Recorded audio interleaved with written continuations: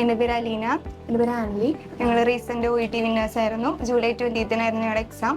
അതിനുവേണ്ടി ഞങ്ങൾ OET പഠിക്കാൻ വേണ്ടി ചൂസ് ചെയ്തത് വിഷ്വൽ ലേണിംഗ് ആയിരുന്നു. ഞങ്ങൾ ഇൻസ്റ്റഗ്രാം വഴിയാണ് വിഷ്വൽ ലേണിങ്ങിനെ കുറിച്ച് നന്നായിട്ട് അറിഞ്ഞത്. പിന്നെ ഫാക്കൽറ്റീസിനെ കുറിച്ച് പറയുകയാണെങ്കിൽ ഭയങ്കര സപ്പോർട്ടീവ് ആയിരുന്നു. നമ്മുടെ വീക്ക്നെസ് പോയിന്റ് എന്താണോ അത് അനുസരിച്ച് അവർ നമുക്ക് ഗൈഡൻസും അതിനനുസരിച്ച് സപ്പോർട്ടും തന്നായിരുന്നു.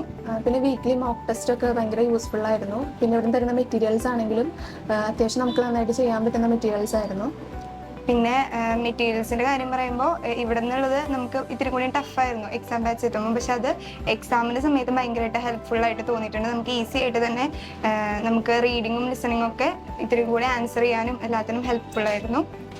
നമുക്ക് ഓരോ ക്ലാസ് കഴിയുമ്പോഴും റീഡിങ്ങും ലിസണിങ്ങും ഡിസ്കഷൻസ് ഉണ്ടാവാറുണ്ട്. അത് ഭയങ്കര യൂസ്ഫുൾ ആയിരുന്നു.